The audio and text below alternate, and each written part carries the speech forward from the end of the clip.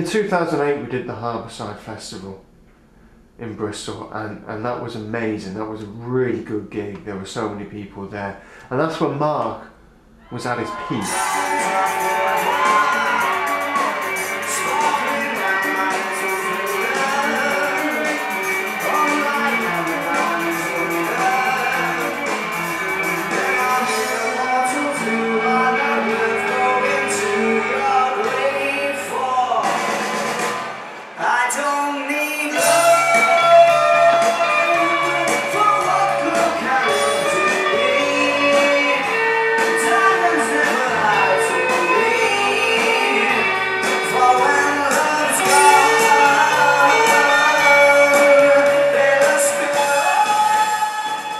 Personally, for me, it all went downhill after we did the Harbourside Festival in 2008.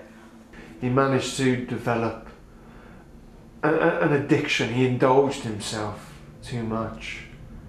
Daily, I was probably on about 8 to 10 bags, wedges, curly fries, crisps. I started making chip pizzas. You know, I was out of control. I mean, I even started drinking really thin mashed potato. One of the worst moments that I remember myself is when we did a gig in London. This was a big gig, we were very excited about it, but the performance was terrible. My rhythm had gone, disappeared. I couldn't click in time, I couldn't tap my foot.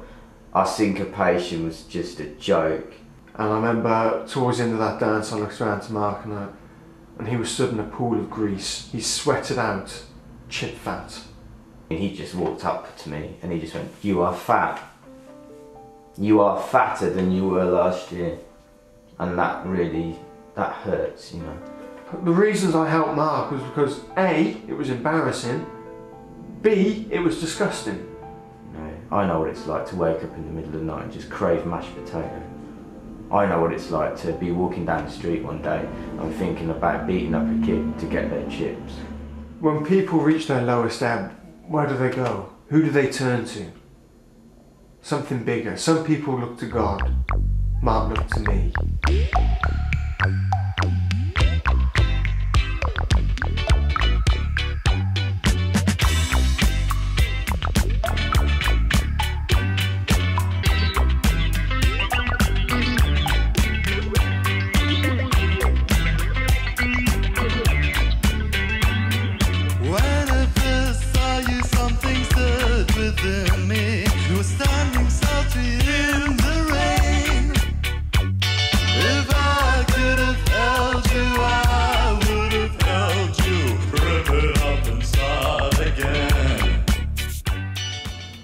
I mean, you could say that Sean's sort of training methods and the regime he put on me, they're pretty unorthodox. You look at Stalin, Mussolini, Phil Spector, Brian Clough, they all had regimes. I've taken the best bits of those and made a training regime for Mark. He'd be like, run to the first tree, and I'd run back, and he'd go, run to the second tree, and I'd do that. And then he'd kind of like, he'd mix you up, so you didn't know if he was going to do 1, 2, 2, 1. And then he'd chuck in, you know, run to the third tree. And he was like, run round it anti-clockwise. And that really had a resonance with me, because for me, that was an exact metaphor for what I was doing, you know. I was running backwards, I was turning back the clock round the tree and getting back to my roots.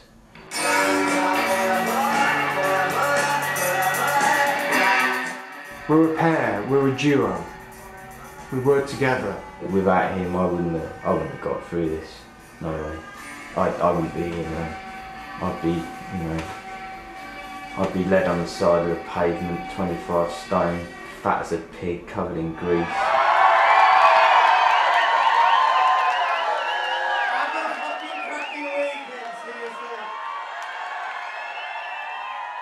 And my struggle was getting out of that boiling chip fat, you know. And I came out of it, I dried myself off on some paper tissue and I'm back. You know? And I'm better, a lot better.